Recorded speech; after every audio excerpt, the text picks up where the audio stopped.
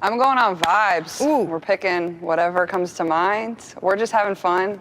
My team's going to be fun. That's all that matters. You get to be in front of the home crowd in Indianapolis, so.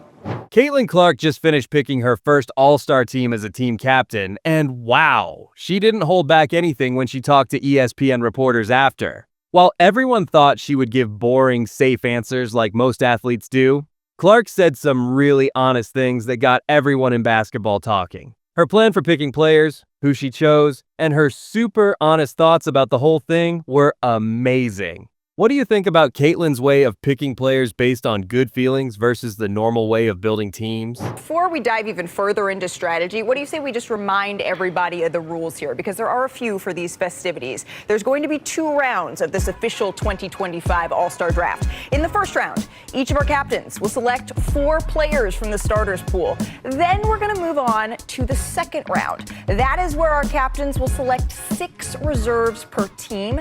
And then, let the gamesmanship begin, because trades are permitted after the second round. But remember, these are comparable trades. For example, a starter for starter, a reserve for reserve. And you can't combine here, friends. It's straight up one. Here we are, everyone, right after the 2025 WNBA All-Star Draft just happened. And Caitlin Clark just gave us one of the most awesome after-draft interviews we've seen in years.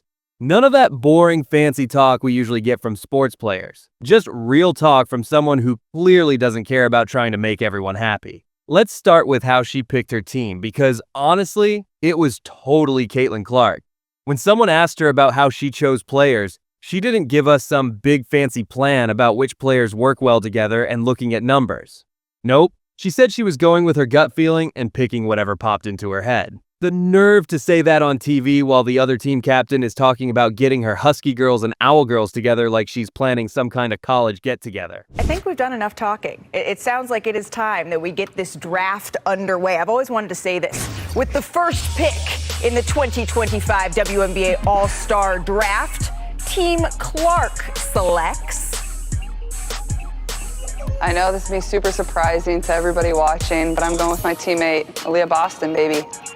We're putting Aaliyah Boston Welcome, up on baby. the board here. Aaliyah Boston going here to Team Clark. Remember, Aaliyah has been on opposite teams with Napheesa Collier in each of her first 3 All-Star appearances. And that tradition, keeping it up this year as she's joining her teammate, Caitlin Clark.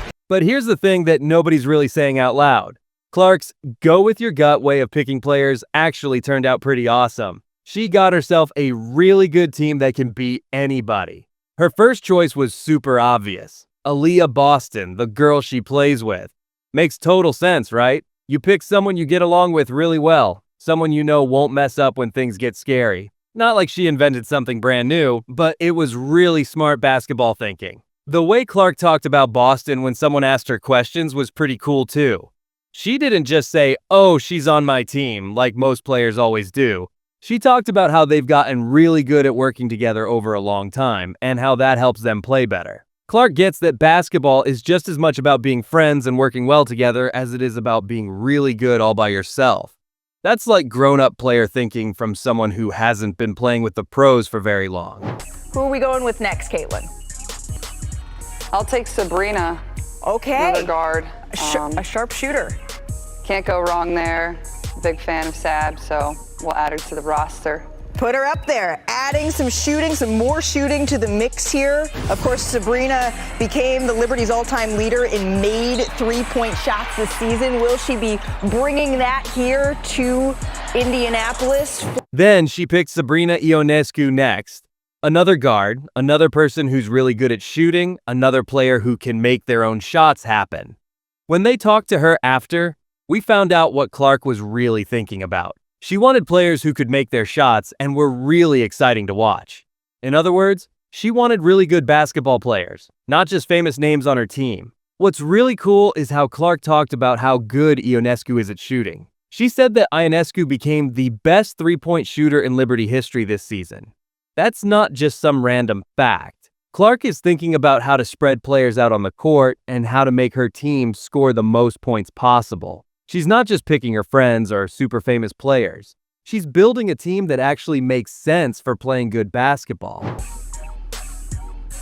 All right, 4th pick, I'm going to take Asia. A'ja Wilson. I was wondering when we would see A'ja of the Back my Aces team up. going off of the board here. A'ja Wilson headed to Team Clark here, 3-time All-Star captain. She did select Yuffie on her team in 2019 and has played with you 3 out of the 4 All-Star games. So it's going to be a little different again going head-to-head here with A'ja Wilson, the 3rd straight season of her averaging 20 or more points.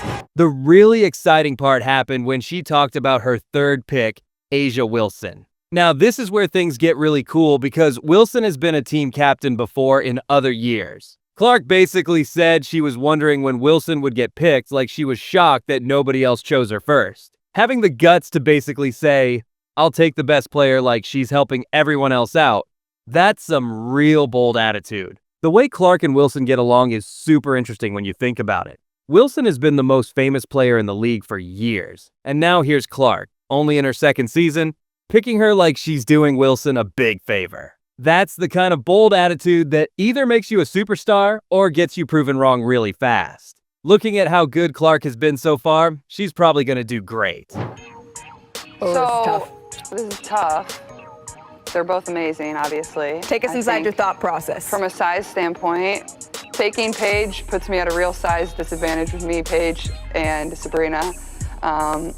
So I'll let Fee win this one. I'm gonna take Satu. Satu's had a great year. All right. Tremendous player, so I'll take her. And Fee, you can be happy now. I want Fee to remember that when we get down to the reserves. That I gave her. I let her pick 2 in a row. Basically, I let her pick 2 in a row. The interview got even more exciting when they started talking about her 4th pick, Satu Sabali. Clark said she was thinking about making her team balanced and didn't want her team to be too small compared to other teams. So she made the smart basketball choice instead of picking someone just because of feelings. She could have picked Paige Buchers to play with her old college enemy again, but she chose the player who would help her team more. That's the kind of smart thinking that makes good players different from amazing ones. Clark's smart game thinking really showed up here. She knew that having 3 short guards would make it hard to defend against other teams. So she chose size and players who could do many things. That's the kind of thinking coaches do, coming from a player who's only been playing in the league for less than 2 years. Most players would have picked the person that would make a good story, but Clark picked the person that would make her team better at basketball.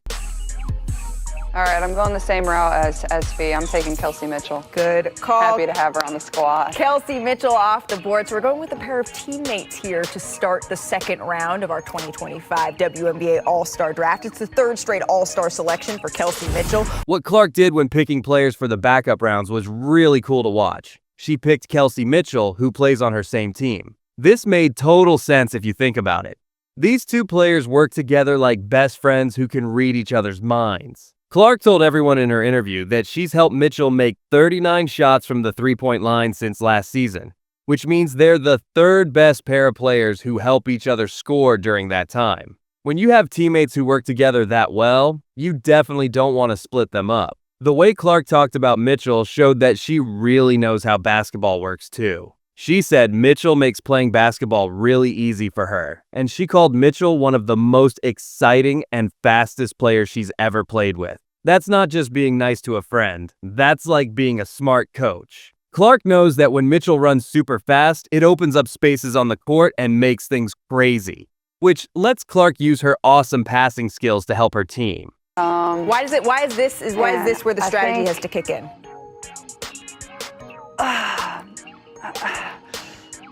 Because I feel like there's so many great options here. It's a little more straightforward when it's starters because you can kind of go based off of guard and post. Sure. I mean, I guess you could here too, but I don't know if he's going to be happy, but I'm taking Gabby Williams. Sorry, I gave you Paige. I'm taking Gabby.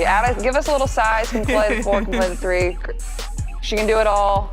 I like versatile players, so she's had a great season as well. So I'm taking her on my team. Fee, do we feel like this is a fair trade-off here for Paige since you got Paige in the 1st round? You know what? I do want to keep my Huskies together. We'll see. Maybe we could do a little trade action later. Gabby's a great pickup for Caitlin. She's such an amazing player. Then came Gabby Williams. And this is where Clark showed she's not just thinking about right now, but what might happen later too. She talked about how Williams can do lots of different things, how she can play in different spots on the court and be good at all of them. But the really cool part was when she said she likes players who can do many things. Like, she's already thinking about how to build winning teams years from now. Clark's comments about Williams also showed she really gets how basketball works today. She talked about needing someone who could give us a little height and can play the 4 spot, can play the 3 spot. That's thinking about players not being stuck in one position. She's not thinking the old way about where players have to play. She's thinking about how to create problems for the other team and use her advantages. The Ryan Howard pick was pure smart basketball thinking. Clark said she needed someone who could give us a little more toughness and can shoot it, can handle the ball. She kept the Aces teammates together on her team, showing she gets how important it is when players already know how to play together. It's like she's been studying how to build teams for years. What really got my attention about the Howard pick was how Clark talked about wanting toughness.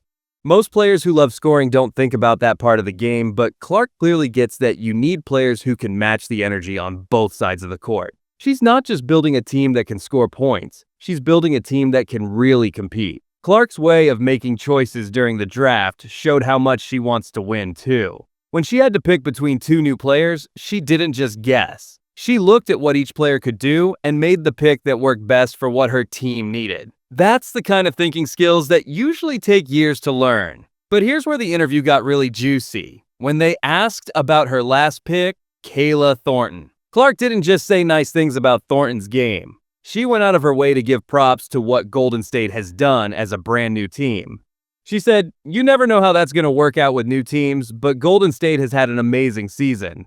That's the kind of respect for the game that you don't always see from superstars." Clark's ability to see the big picture beyond just individual numbers and awards is what makes her special. She's not just looking at what a player can do. She's looking at what they've done when you think about everything around them. That's smart basketball thinking that most players never learn. The really interesting part was how Clark handled the whole draft process compared to her co-captain. Okay, with my first pick, I feel like I have to go with my unrivaled co-founder, Stewie. Oh, we're going with Stewie with the number 2 pick here in this draft. 2-time All-Star captain, a lot of experience here. Both times faced off with Asia Wilson as the other captain, of course. Played with you, though, before Fee, 3 All-Star games, so maybe that's a little bit of a part of this, some experience here as teammates in the All-Star game. So we're going to see that chemistry here on full display in Indianapolis. We got 2 players off of the board. Who are we going with next, Caitlin? I'll take Sabrina. Okay. Another guard. A sharp shooter. Can't go wrong there.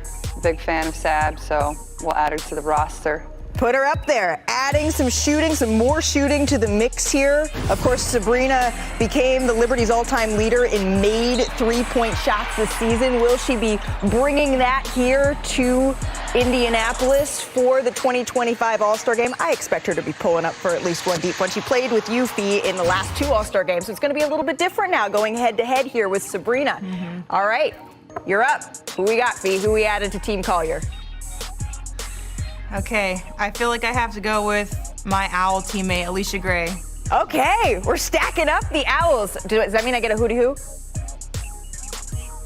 Oh, I'm sure she's doing it at home, but I'll do it for you guys too. Hootie-hoo! There we go. I knew we needed another one. Alicia Gray. While Nafisa Collier was talking about wanting to pick her college friends and making choices with her heart, Clark was thinking like a smart basketball coach. She said she let Collier take the Paige Booker's pick because if Clark took her, it would make Clark's team have smaller players. That's the kind of smart thinking that wins championships. I thankfully have my baby husky Paige. I'm super excited to get to play with her. So thank you, Caitlin. That was in very good faith. I will keep that in mind for the second round. Paige Beckers, and that's good. I'm very curious how this is going to come back around in the second round. But she's playing a super smart game while others are just doing simple stuff. The way Clark made her moves was pretty cool. She knew giving Collier what she wanted could help her later in the draft. That's the kind of clever thinking that builds winning teams. She's not just thinking about right now, she's planning for the future. The interview showed how Clark thinks about basketball in a big way. When she talked about Mitchell, she said they know the hoops in Indiana well, and that could give them a little edge. That's the kind of small detail thinking that makes great players stand out. She's already thinking about how to win at home in a practice game. Clark's words about her team being young and fun when she picked new players showed she's not scared to try new things. Most older players would pick safe, well-known players, but Clark went with the young ones. She said the newbies will figure it out even if they mess up sometimes. And notice she said sometimes, not a lot. That confidence is wild. The way she talked about fitting younger players into her plan was interesting too. She didn't just say they were good, she explained how they work with what she wants to do.